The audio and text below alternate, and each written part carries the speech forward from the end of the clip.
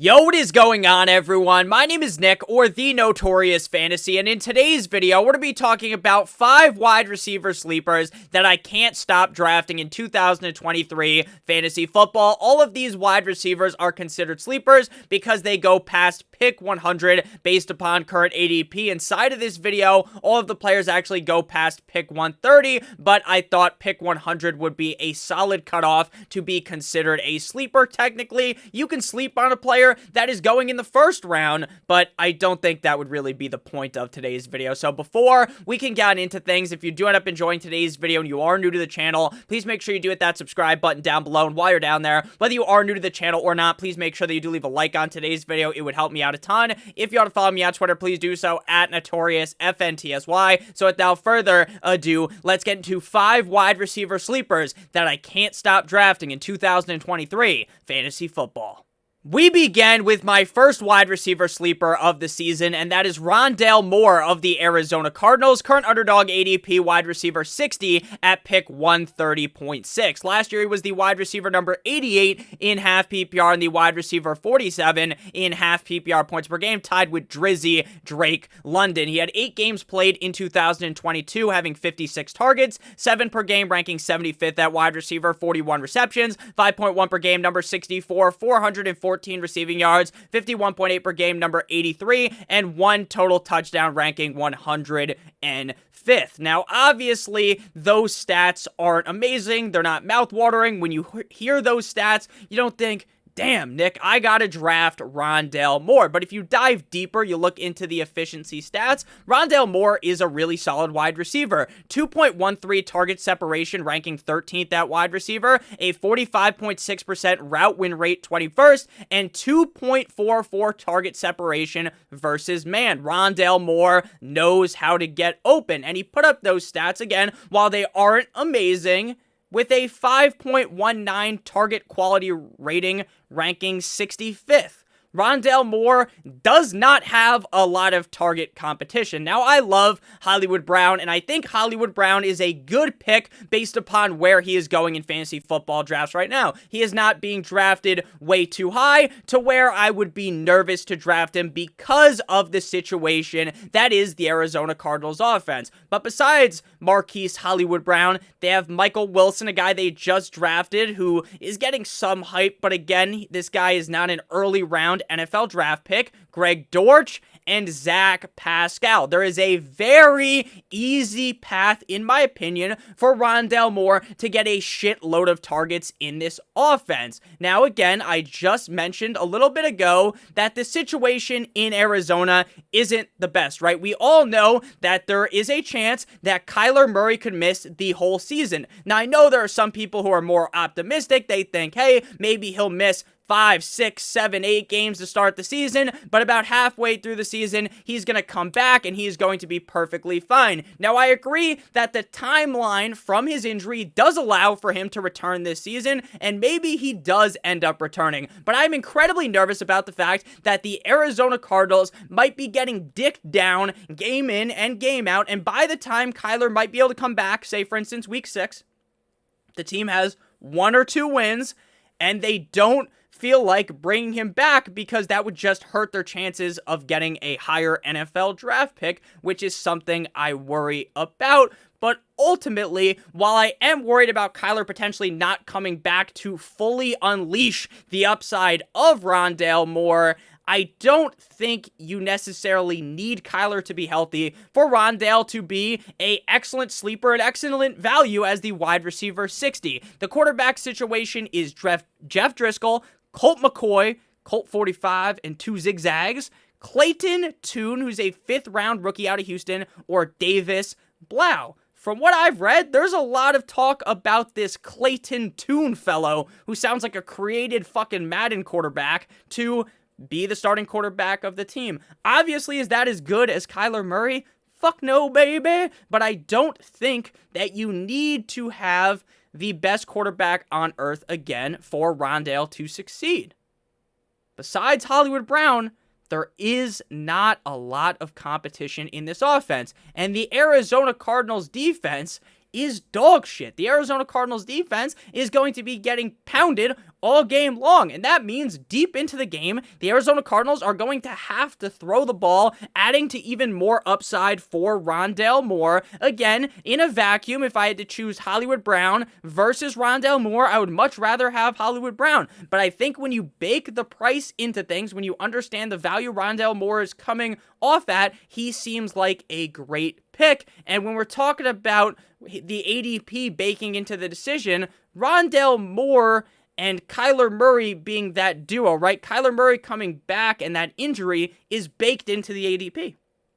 I think if we knew Kyler Murray was going to be healthy, for instance, week 4, Rondale Moore's ADP would be a whole lot higher than wide receiver 60. Moving now to the second wide receiver sleeper, we got Mr. Donovan Peoples-Jones, DPJ of the Cleveland Browns, current underdog ADP wide receiver 71 at pick 163.4. Last year, DPJ was the wide receiver 42.5 PPR and the wide receiver 54.5 PPR points per game, tied with Rashad Master Bateman. Last year, he played in 17 games for the Browns with 14 starts, having 96 targets, 5.6 per game, number 35 at wide receiver, 61 receptions, 3.6 per game, number 40, and 839 receiving yards, 49.4 per game, ranking 29th, with 3 total touchdowns, ranking 50th. Now, the tail of the tape, the tail of the season for Donovan Peoples-Jones was a season of, kind of 2 halves. Now, it wasn't technically a half, but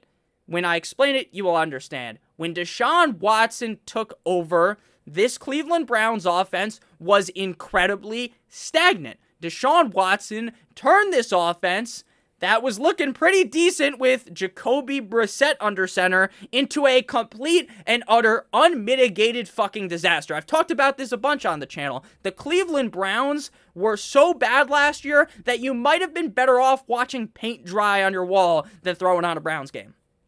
You didn't see the Browns a lot on Red Zone when you were watching because Deshaun Watson did not look like the same quarterback that he was in the past, and he looked nothing like the quarterback that the Cleveland Browns should have paid a shit ton of money to get. But what I want to make very clear, that while Donovan Peoples-Jones was soaring like an eagle with Jacoby Brissett, and he kind of shit the bed with Deshaun Watson, I don't think that that is the same Deshaun Watson we are going to get in 2023 like we saw last season, right? There's a lot of factors going into why he might have been terrible last season. For one, he could have been incredibly rusty. He hadn't played football in what felt like years. And there was also a lot of noise on him. There was a lot of pressure put on Deshaun Watson. There was a lot of talk about Deshaun Watson all season long. He went through a lot. Now, deservingly so, based upon what he did. But there was a lot of noise surrounding Watson, and ultimately, he didn't live up to the hype at all. He fucking sucked, and I've made that very clear. But I think Deshaun Watson is going to bounce back in 2023. Now, is it going to be him bouncing back to MVP Deshaun Watson in Houston, to the guy that turned the Houston Texans organization around and played really well?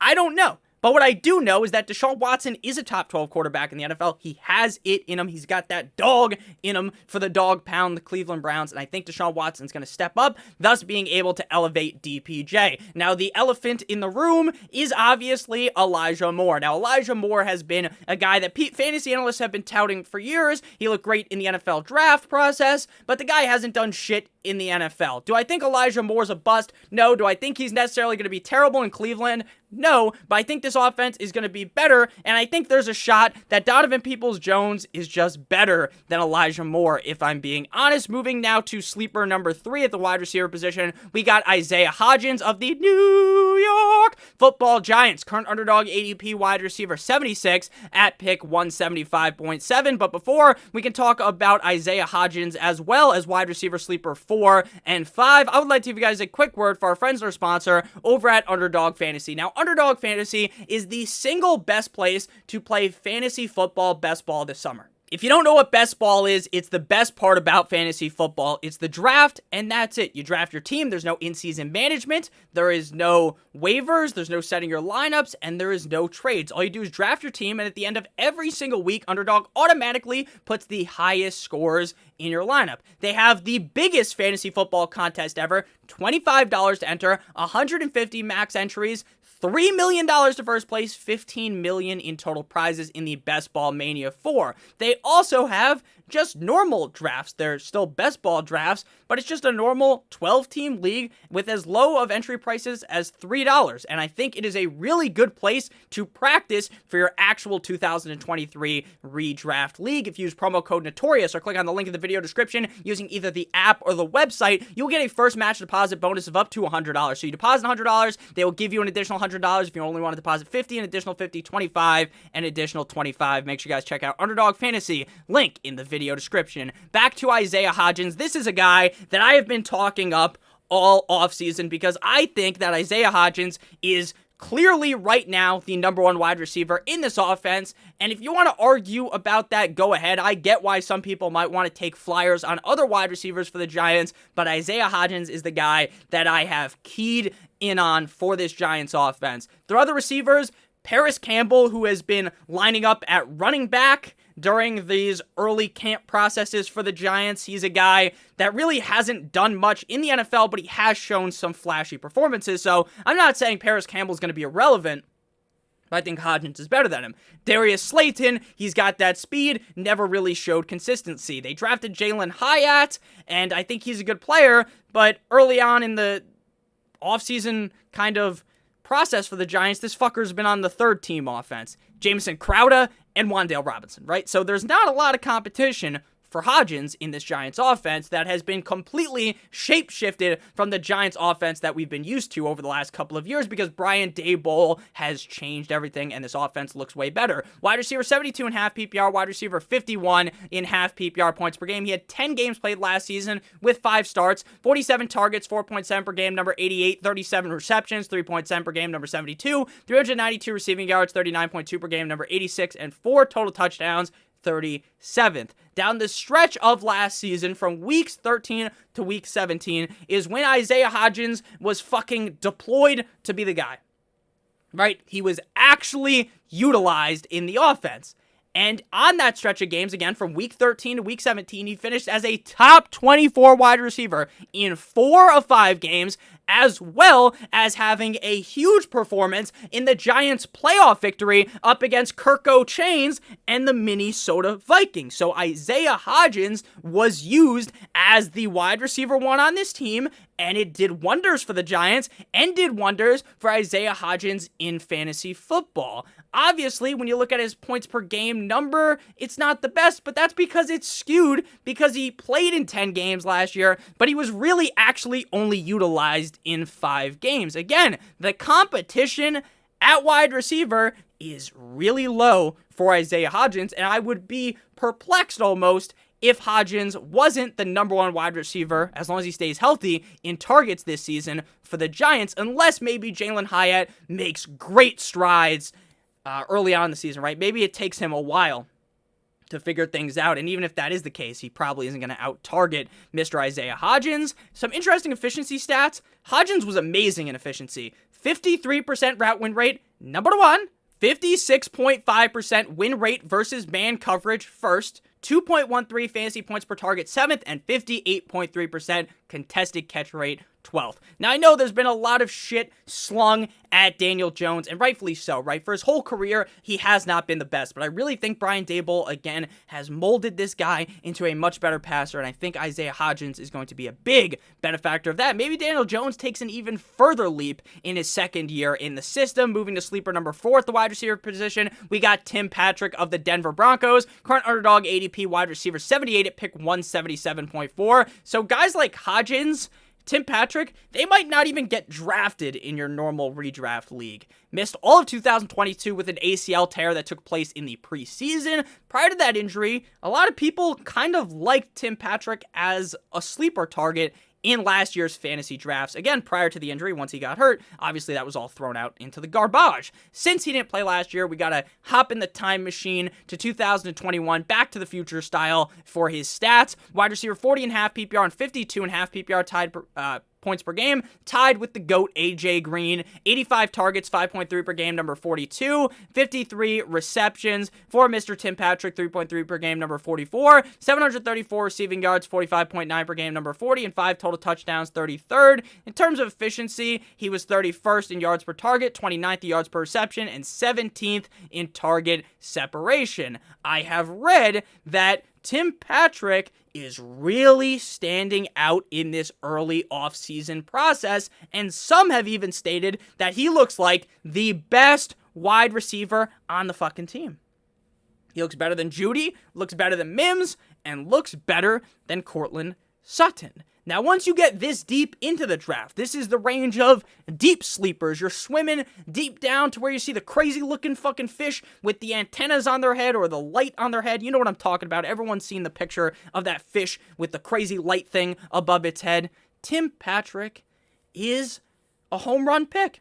You're swinging for the fucking fences. The ball might be in the catcher's mitt before you swing, or maybe you hit that bastard out of the park in the Giants Stadium into the water and smack some bastard driving around in a canoe. Tim Patrick has all of the upside with none of the risk. Courtland Sutton hasn't really done shit aside from that one great season and everyone crowns him. Jerry Jeudy hasn't really done shit outside of a couple games and people crown him. Now, I understand why you want to crown Jerry Jeudy, but I've been a Courtland Sutton guy, and let's be honest, could Tim Patrick out-target Courtland Sutton? Wouldn't surprise me. I think Russell Wilson is going to play a lot better. Broncos country, let's ride. I think Sean Payton helps him out a ton, and I think Tim Patrick becomes a very interesting player where he is going. A very solid, speedy player. Coming off the ACL tear isn't the best, but again, I think that's kind of baked in where he's going. Again, probably undrafted in a lot of redraft leagues. And final player here, this guy's definitely going undrafted in a lot of leagues. He's even going undrafted in a lot of underdog drafts where there's 18 rounds. We got Marvin Jones, wide receiver of the Detroit Lions, a coming home party after going to the Jaguars over the last couple of years. Underdog ADP wide receiver 92 at pick 211.8. He was the wide receiver 56 in half PPR last season and the wide receiver 79 in half PPR points per game, tied with Seattle Seahawks legend Marquise Goodwin. 16 games played with 10 starts in Jacksonville. 81 targets, 5.1 per game, number 50. 46 receptions, 2.9 per game, number 56. 529 receiving yards, 33.1 per game, number 61, and 3 total touchdowns, 50th. He had a 48.3% contested catch rate, 33rd, and he only had 2 drops last season at a 2.5% rate in Duval. Now, we all know that, or anyone who's been watching this channel knows, that I fucking love Amon-Ra St. Brown. Amon-Ra St. Brown is one of my favorite wide receiver targets in fantasy football drafts this year. But there is a glaring hole, a humongous hole like the Sarlacc pit in Star Wars, right? There's a huge fucking hole at the wide receiver 2 position. Now, I know, but Nick, once Jameson Williams comes back, Jameson Williams is the wide receiver 2. And yeah, I agree with that. But what happens for the first 6 weeks while Javonte Williams is gone on his gambling suspension? They have Josh Reynolds, Khalif Raymond, Tom Kennedy. Not great wide receivers. And again, Marvin Jones is getting up there in age, but Marvin Jones still has it.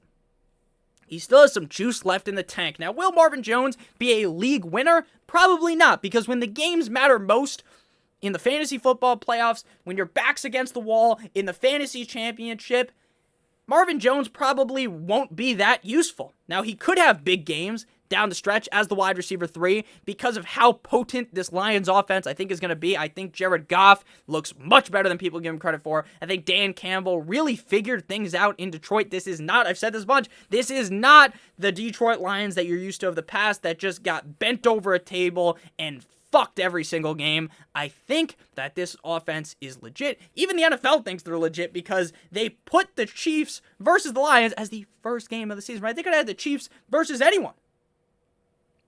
Or the Eagles. And they go with the Chiefs versus the Lions. Makes you think. Even the NFL believes in it. Now, we've seen the NFL believe in teams in the past. Cough, cough, cough. The Denver Broncos. Broncos country, let's ride last year.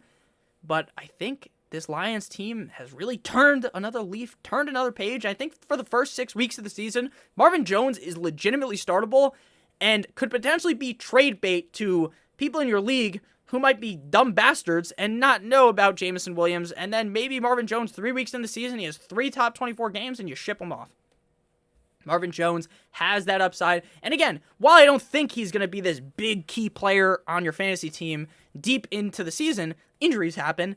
And I still think Marvin Jones has a little bit of juice left in the tanks. Thank you guys all so much for watching. If you ended up enjoying, make sure you hit that subscribe button down below as well as hitting that like button. It would help me out a ton. If you want to follow me on Twitter, please do so at NotoriousFantasy. Again, make sure you guys check out Underdog Fantasy. Link in the video description. First match deposit bonus of up to $100. You deposit 100, an additional 100 goes into your account. 50, additional 50, 25, an additional 25. Or use promo code Notorious. I love you guys all so much. Happy Sunday. We'll be back tomorrow on Monday.